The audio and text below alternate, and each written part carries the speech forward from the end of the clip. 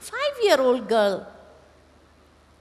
And the girl had just come running to greet the mother, and she gets this reaction. So the girl was so intelligent. She doesn't say a word. She sits and starts picking up her things, seeing the temperature of the mother. And then she tells the mother quietly, as soon as she quietens, she said, I think today you had a worse day. Doesn't matter. I can understand. 5-year-old girl telling the mother, I think today you had the worst day. I can understand that you cannot love me at this time. The mother felt so bad. So 5-year-old child can understand so much what we cannot even think of. The mother said to me, I was so astonished to listen these words from my daughter. And then I realized the whole day she was alone. And she was expecting that love from me. And instead of giving her that love, that she was missing our school. And still, she is mature enough to tell me, maybe you had the worst day today, I can understand. And she is adjustable. She had adjusted to me. So this is what today's children are. And if you give them such toys, which will make them learn, make them busy, and they can learn and progress in life, they will stop all the naughtiness, they will stop all the mischievous things, and they stop becoming rigid. Same thing for the mind. The mind is like a naughty child. And we have always trying to be pressuring the mind and controlling the mind with pressure. You shouldn't think this, I shouldn't think that, I should think this. I'm trying to bring my mind in control. But that is not the right way. And then we give these toys. Have the rosary. Go on rotating the rosary so that the mind can be instilled in that concentration. Then we do the puja so that I see the image of God. I do the puja so my mouth is also singing, my ears are also listening, my hands are also moving in the puja. So when each and every sense organ is engaged, then we feel as if I can concentrate my mind. So that's why some people say, when I do puja, I feel my mind gets concentrated. But that will definitely. But in meditation, we say these are all just some instruments that we have given to ourselves to concentrate. And tomorrow, if we don't have any of the instruments with us, means our mind will not be concentrated. So why don't I learn this technique? Make my mind mature enough to understand things and to make him the best friend so that it can control the senses by itself. So for that, we have to be soul conscious from this vicious state of mind and thus experience super sensuous joy and self-contentment during the practice.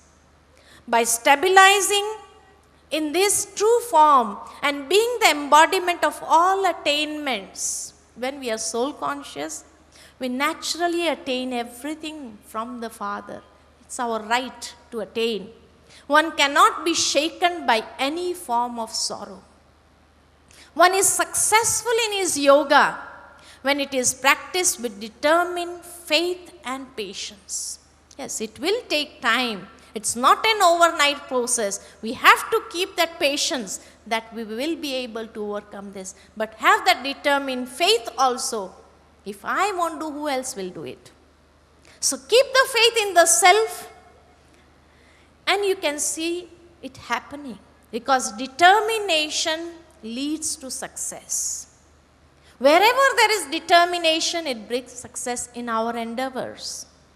And then further he says, the mind needs to be pulled from wherever it travels due to its mischief and instability and brought under control and link it with God. In this way, one needs to be constantly practicing yoga. And such a self-controlled yogi is liberated from all his sins. He experienced supersensuous joy and the highest bliss in the company of God, and by developing feelings of brotherhood towards all, he awakens the feeling of the whole world to be my family, to be our family. Vasudhaiv Kutumbakam. This is the feeling that is emerged. Because we start perceiving everyone as souls. They are also souls. We are also souls. They are so. As the children of the Supreme Soul, we souls are all brothers and sisters. So this is how we develop the Vasudhaiv Kutumbakam feeling. And then he further says, Arjuna asked a question, which may be the question of many of us. Oh God, this mind is very mischievous, stubborn, and powerful. So I consider it very difficult to control it like the air. As the air cannot be controlled, similarly the mind is so mischievous, stubborn, powerful, so it is very difficult to control, which many of us has this problem.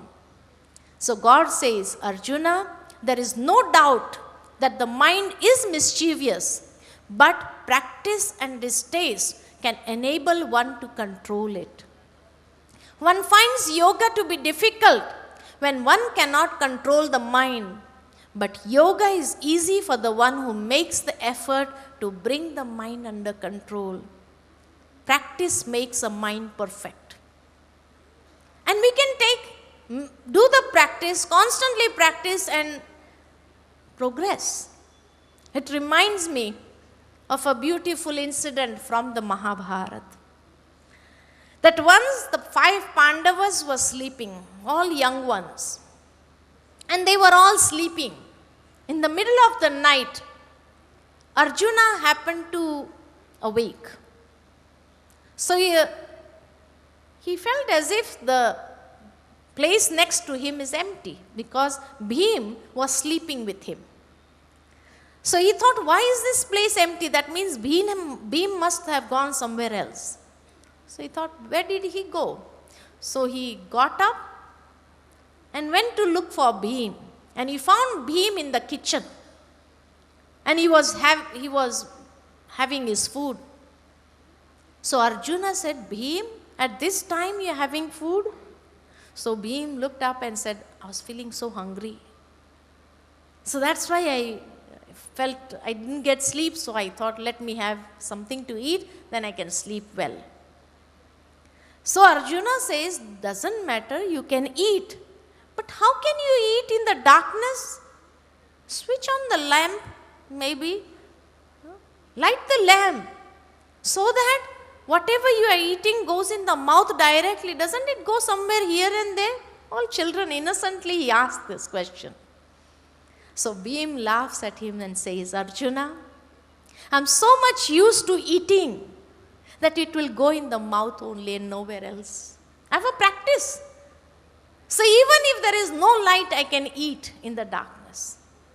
So from there, Arjuna takes the inspiration that if Bhim can eat at night without any lamp, and it goes directly in the mouth, if I also practice, and if I practice my archery in such a way, then even in the darkness, if I hit the arrow, it should go to the target only. And this is how he becomes a great archer. So practice makes a man perfect. So it inspires us also. We also need to practice every day. It is not an overnight process. It needs a practice. And when we practice, we'll be able to master the mind easily. And which we saw in the morning, what meditation is. And then in the end, Arjuna asked another question. Oh God, an effort maker who has faith in yoga, but fails at his end time and his mind gets shattered, then what status will he achieve? Will he get destroyed like the shattered clouds? So God says, An effort maker can never experience downfall. In the next birth, he awakens the divine sanskars of his previous birth and gets attracted towards the path of yoga. And the yogi who purifies all his sins through his principles and progresses with sincerity attains the elevated status. A yogi soul is elevated than the ones practicing penance. One who does meditation is elevated, is higher than tapasvis, than jnani ones, and ones who perform desirous actions. Thus, hey Arjuna, become a yogi and together with surrender, practice yoga from your heart. Surrender yourself and practice yoga with the true feelings in your heart. Do not deviate from those feelings. So this is how he explains Dhyan Yoga, and each and every smallest act, smallest things that has to be taken into attention is clarified by God. From the food, from the leisure, sleeping, waking, sitting, how we need to sit, when we need to sit, everything is clarified. So I think today I'll give you some more tips for meditation, and especially how to sit in meditation.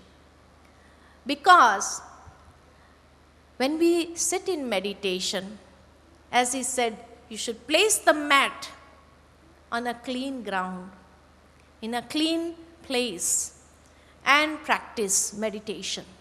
So today I'll teach you how we should sit in meditation and the science behind that sitting in meditation also.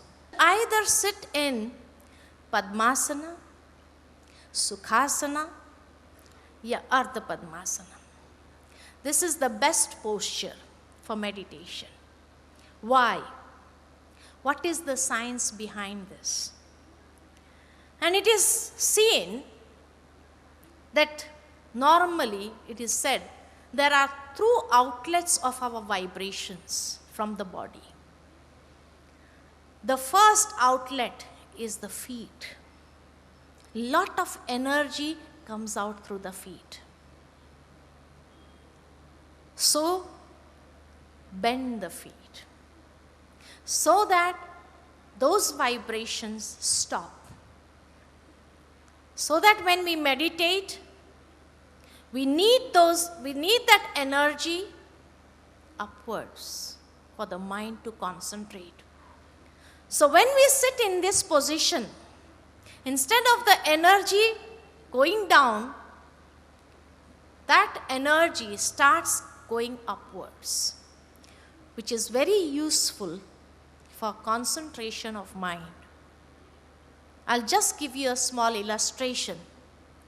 Supposing we are watering the garden and we have a hose pipe, and somebody suddenly comes to meet us, and the